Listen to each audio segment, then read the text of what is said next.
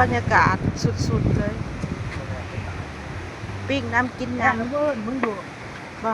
ปิ้งน้ำกินน้ำบรรยากาศพี่น้อง เวิร์นมึงอยู่ สวดอันนี้เขาว่าปลาเผา ครับเขา ปลาเผาเนาะ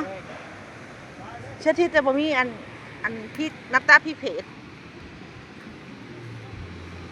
ว้าพี่น้องฮะบ่